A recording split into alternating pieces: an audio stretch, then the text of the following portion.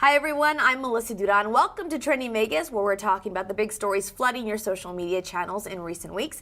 I'm joined by a portion of the city's social media team, Shane Savannah Preety and Jennifer Davies. Welcome back. Thank you. We're going to talk about your lovely baby boy in just a second, but we have special guest producer from KCLV, Sue Levitt, joining us. Thanks so much for being here. I'm so happy to be here with you guys. You just love sitting up here talking I with us. love it. I love being with all you social media experts, and especially Jen, because we haven't seen Jen for a I know, while. Jen, tell us. The team is partially back together. Yeah, the team is partially back together. Tell us about the new addition to your family and our great. family here. Hudson was born on November 26th, so I've been off of maternity leave. Still not quite back, but doing a little bit more in the office and from home these days.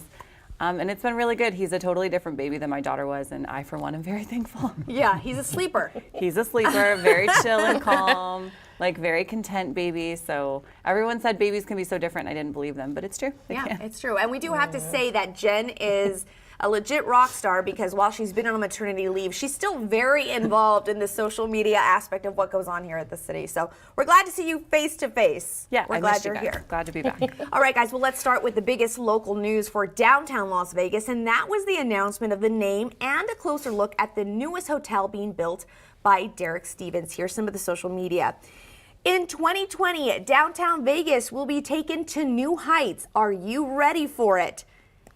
It's official. The name of the new mega resort coming to downtown Las Vegas in the city of Las Vegas is Circa. Mayor of Las Vegas and Derek Stevens made the big announcement following the state of Vegas tonight.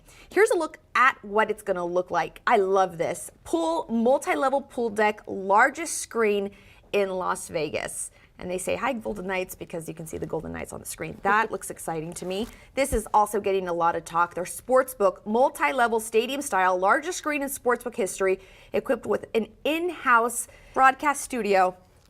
What's that, Shane? Tell me that. Tell me what that is. Shane's got to know. But anyway, it looks amazing. I mean, and I think the buzz and the way that it was done, the announcement, it just pumps this new energy into downtown Las Vegas, I feel like. Jen, let's hear from you first. What do you think about it? Well, I think it was a true testament to their team that they were able to keep the name under wraps, because even on an internal team that we work closely with them, we had no idea what it was going to be. And in hindsight, I should have checked, because they had those their social media handles bookmarked and ready like as soon as the event went out. So we should have done some stalking to see if people were following these different accounts and things like that, because they did a great job of keeping it under wraps. Absolutely. Yeah, Shane? They had their social media accounts ready to go Yeah. at And kept them launch, secret. which was pretty amazing. They had content ready.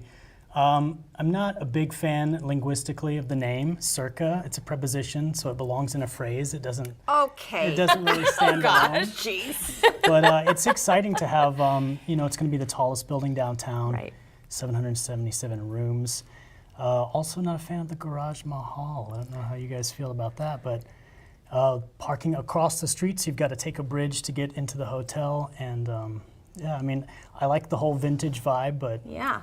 Circa. Sue? I do. Me being a native, born and raised here, I've seen so many changes downtown, and I just love that this type of hotel is coming to downtown. I mean, they're going to have like this amazing, screen out by the pool, and just the sportsbook's going to be the largest sportsbook, ever. Right. And I love that they're going to have all the modern amenities combined with, the Vegas Vicky is going to Yes, be. Vegas Isn't Vicky's that coming back. cool? That's amazing. She's coming back, and so people like me that know Vegas Vicky and that have been here forever. You're friends with her.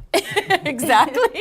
It's going to be fun to go in there and take pictures, Right. but then also combined with all the modern amenities, I just think it's going to be amazing. Yeah, and he named it Circa, he said, because he wanted a link to the past, vintage Vegas. And what I love about this hotel, and I guess what I'm most excited about, is that I feel like these are attractions.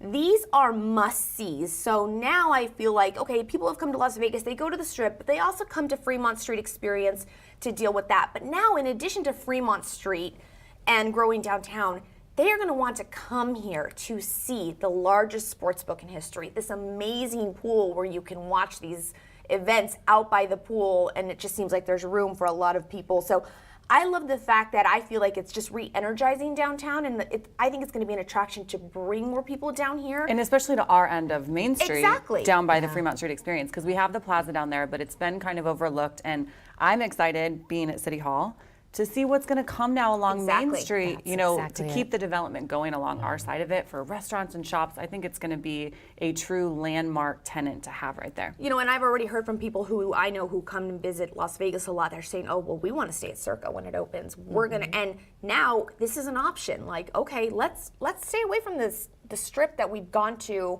over and over and over. I want to go see this new hotel. Let's check it out. So I'm really excited about that. Just some more pictures of it. You can see, this is what Shane's talking about right here. The Garage Mahal. That he I doesn't like like. it. Here's a little preview, or not a preview, but this is what people were envisioning. This is the big reveal. It's pretty amazing for an outdoor pool. I mean, we've never seen anything like that. It'll be interesting to see how it does in the heat and the sun. Right. Yeah.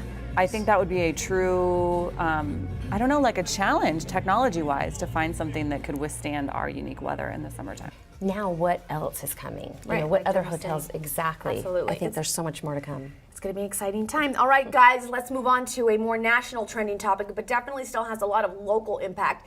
The government shutdown is affecting thousands of federal workers, but what I'm finding on social media is the willingness of communities to step in and help. Here's a tweet that was posted on social media. A church spent more than $16,000 on groceries for federal workers. The gift cards were gone in 30 minutes.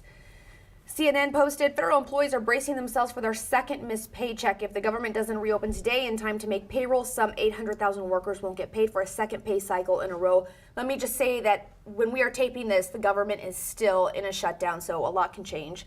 This is actually local. Yesterday was the first of several free lunches deliveries for TSA workers at McCarran, and this was by MGM Resorts. This was Mandalay Bay. Let's see if we can get this video to play.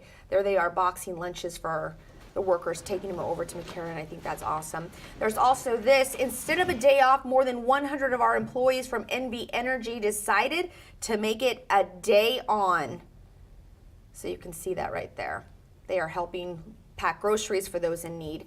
And Downtown Pizza Shop offers meals donations for federal workers. This was actually Evil Pie in downtown Las Vegas, giving free slices of pizza away to federal workers. So I really do love how communities are stepping up. I also heard one story where a church raised more than $30,000 to actually give the members of their church a paycheck. I thought that's amazing. It's really nice. So what do you all think? What are you seeing on social? Well, and I'm seeing that banks are also offering like no interest loans, which I think is pretty amazing, because to go 2 pay periods without getting a check, that's a lot for people. They're missing mortgage payments.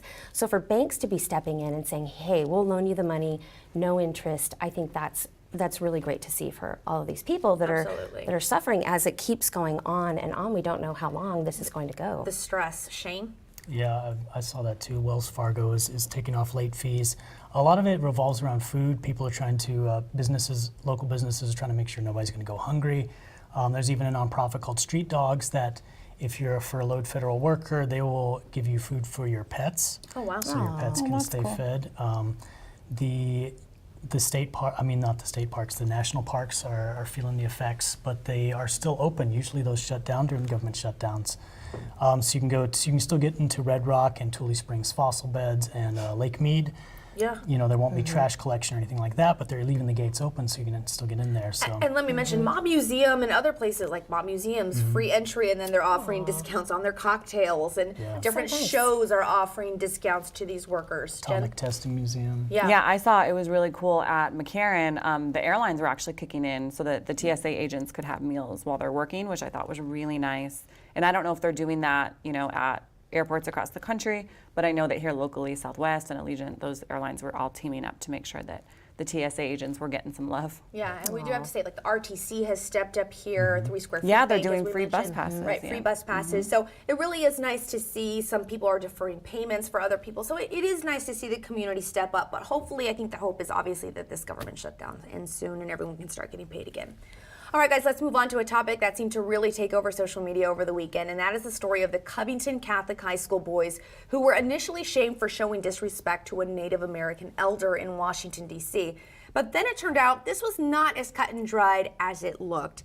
Here is a post from the New York Post. Covington High School closed for the day amid video furor. Like this, people were just outraged at this video. I didn't want to show the video. It really makes a lot of people mad. It makes me mad. So I'm just gonna, pictures are good. Here's this one. The Covington teenagers shouldn't apologize simply because they have nothing to apologize for. This one from Logo TV. That smirk on Covington Catholic School's face, marginalized communities know that look all too well and what it represents. And Ronnie writes, we all have got to learn at Twitter is not an official, unbiased news network. Just look at the Covington boys and think twice is a good rule of thumb. But where was the adult in any of these videos telling them to back off or walk away or don't? Where were the chaperones that were there with the kids? Where was that teachable moment? I don't know. I'm really torn on this. And the people I talk to also seem to have the same thing. I am torn. No one really knows exactly what's the right way to feel here. Well, and that's the thing, because I have to go back to that last tweet that you showed where it said something about, Twitter isn't really, you have to be careful because when people post things on social media, they don't have the same rules that, news outlets have. Right. And so you can almost post anything. And so I think that's what was happening. This video was getting posted, going viral, and everybody was, voicing their opinions. And then there was a lot of apologies that were then given like, because oops, sorry. Yeah, sorry.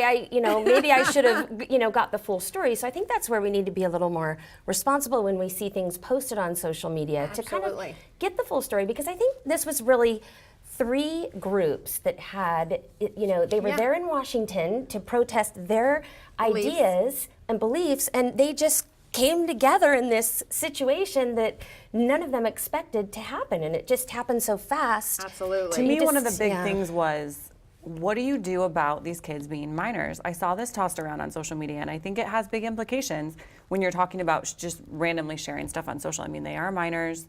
Should the rest of their life be ruined? Should this be a teachable moment? All those things, but it's still putting their images out there. You're at a protest. I don't know. I think there's a lot of issues with this to think about for the future, that hopefully parents can use it as a teachable moment for their kid, that you don't know what's going to follow you around for the rest of your life. This whole situation actually makes me really nervous about the division of our country.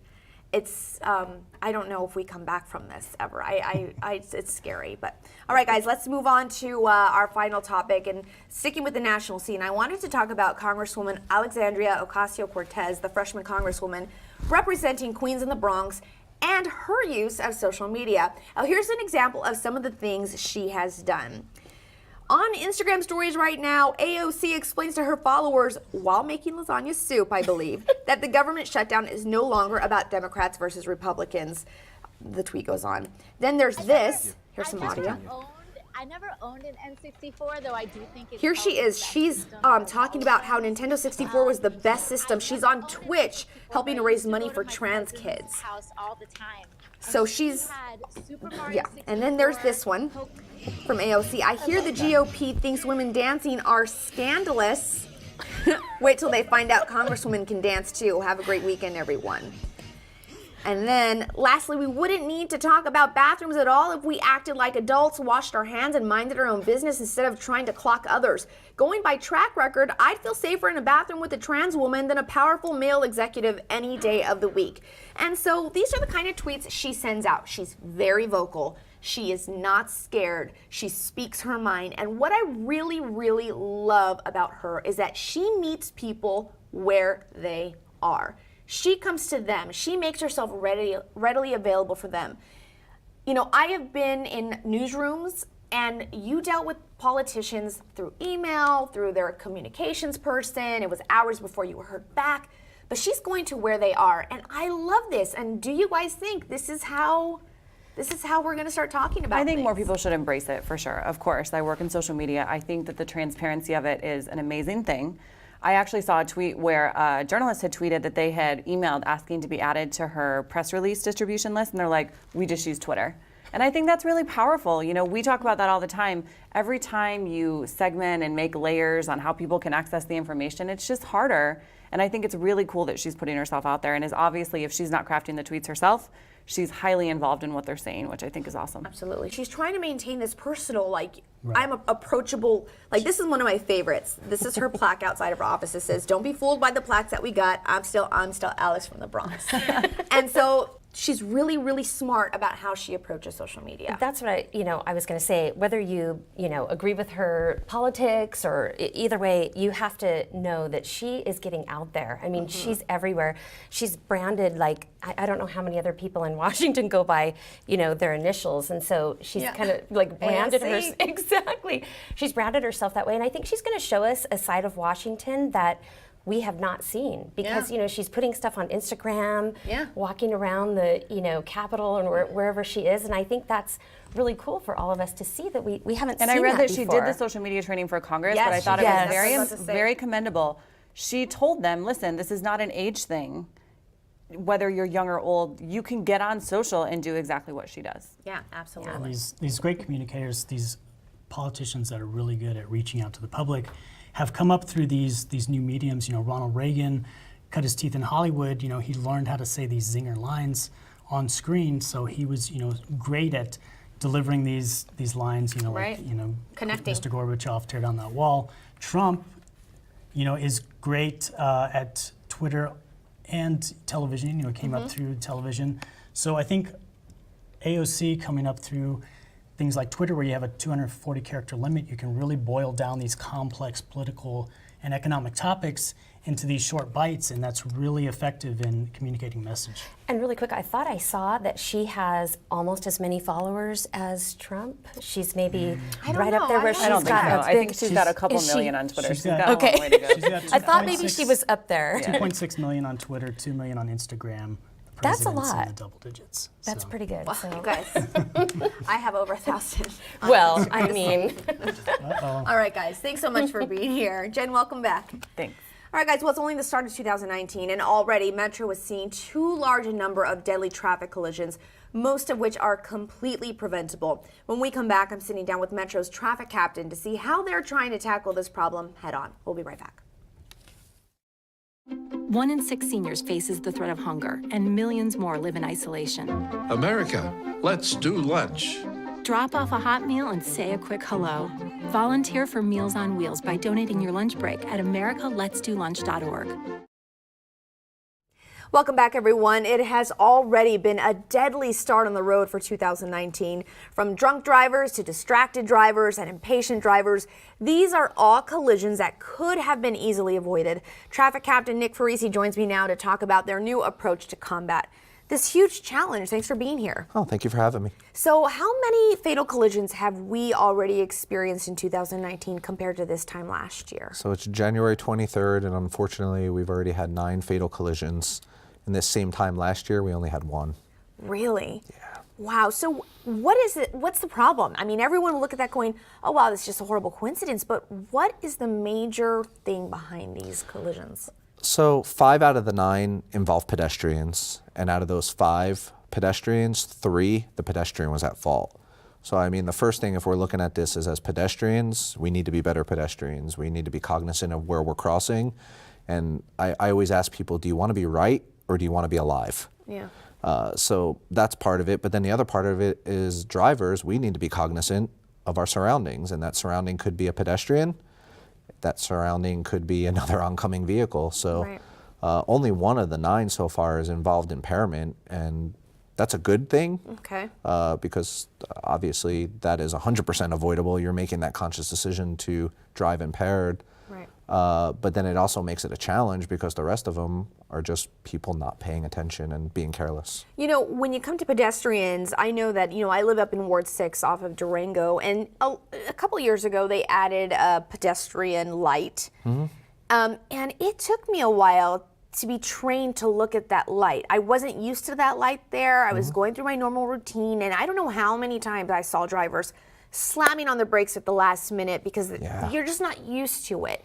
Should drivers be prepared to see these kind of pedestrian lights everywhere and just I don't know. You know, there's studies out on those. It definitely creates awareness, and awareness I think is a good thing. What it does do is draw attention to that crosswalk, because we forget as drivers that two things. As we approach intersections, per NRS, you're supposed to decrease speed. Okay. But oftentimes we see that we increase speed to not catch that light, or get on a stale yellow, as we like to say, but you never know what's going to be in that intersection. But then as you approach crosswalks, you're also supposed to treat it like an intersection and decrease speed. But oftentimes, especially mid-block crosswalks, drivers aren't doing that. So those flashing lights are drawing attention to you as a driver, where you're like, okay, something's up here, caution, slow down and check your surroundings. Now, you guys are gearing up for, well, I don't know if you gear up for it, but Super Bowl weekend. A big weekend, a lot of parties, a lot of people out driving. Do you guys deal with that a lot? Do you have some sort of DUI event taking place? Absolutely. Stay tuned for that. But I would caution whoever is watching this, you don't want to be driving impaired on that day. But you don't want to be driving impaired on any day. And you look at New Year's Eve, we had an all-hands DUI saturation.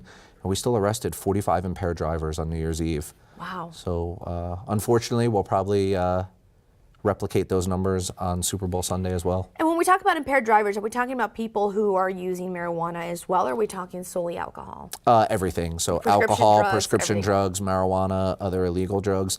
And I think it's important to reference that, because while we understand marijuana is legal and there's some people that have medical prescriptions for it or they can use it socially, it's still illegal to drive while impaired. And there was a recent study I was just reading the other day out of California, where a lot of people that are medical marijuana users admitted to driving while high on marijuana, and it's just illegal. That's scary. And we were talking a little bit before this interview, there's no real data yet out that you guys can show that where marijuana, if it is making an impact on the roads just yet. Yeah, it's too early. I mean, it's only been legal for about a year, but I can tell you that we average about 30 to 35 marijuana-related DUIs a month. Okay.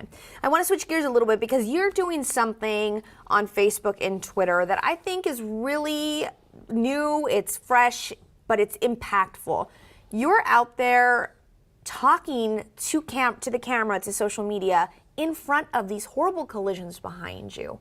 What was the whole reason behind this? What was the thinking behind this? Well, we got with our PIO team, and it's really their idea. I just get to be the person that does it. But we were looking at a different way to really reach the community, because our fatal problem, everybody likes to say, well, the police need to write more tickets. I can assure you we're writing plenty of tickets. Tickets aren't going to fix this problem. This isn't an enforcement issue. It's an education, it's an engineering issue, it's really just an overall awareness. And so social media was just a different way to reach a different part of our demographic and just to get a larger audience. And typically when we're dealing with traditional media, we're very formal and we're giving very bland interviews. Controlling the interview on social media and doing it on a cell phone, almost like a selfie, one, makes it a little fun. And then hopefully it garners more attention where people share it and we reach a larger audience. Absolutely, and I have to say that the vision of, or the visuals of the cars, the smashed cars behind you, and an officer, whether it's you or someone else, saying this is preventable, wake up Las Vegas.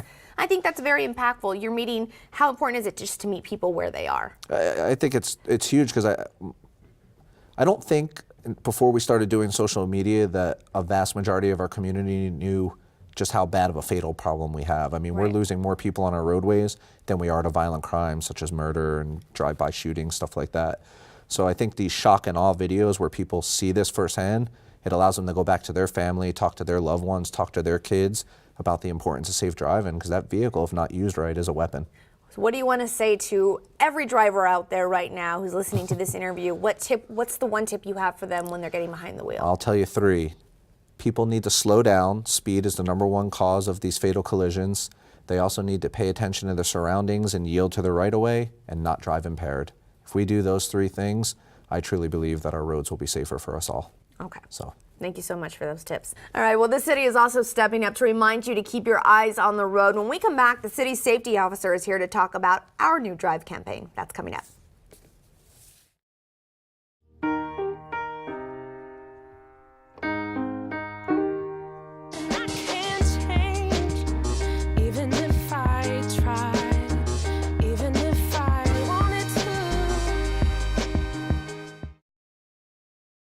Well, the city is committed to making sure employees driving city vehicles are being safe on the road. Our safety control officer, John Raftery, joins me now to talk about our new campaign here at the city. Thanks so much for being here. Thanks for having me. So what is this Drive campaign? How did it come about?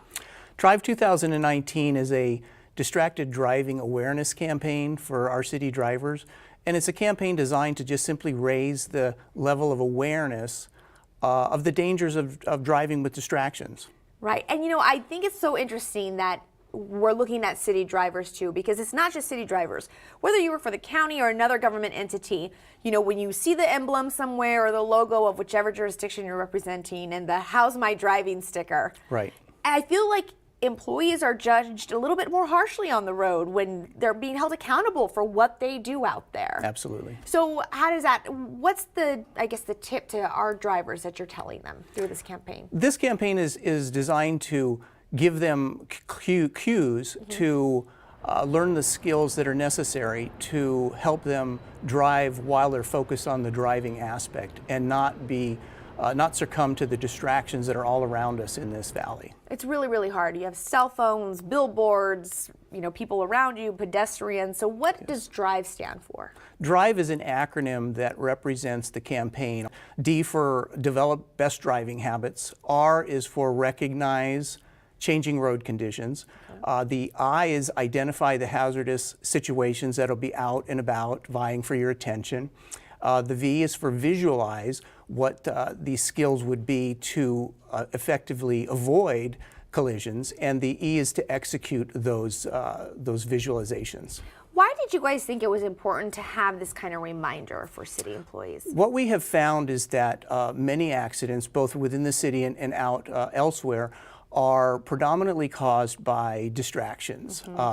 Many of them are preventable, and the fatality rate, unfortunately, from distracted driving is quite high. And so when we looked at the numbers, we decided that the distracted driving awareness was a very easy campaign to run to try and raise that awareness level for our drivers to learn these skills and help drive the accident rate down. And you actually have some visual things that employees can go look at if they want to see a car accident, a smashed car. What is that? At two locations at the city, the East Service Yard and the West Service Yard, we have visual reminders of what can happen if you allow distractions to take over while you're driving, and they are wrecked cars that we have obtained, and they're on display with signs that give the drivers some factual information on what can happen, and details on the effects of distracted driving.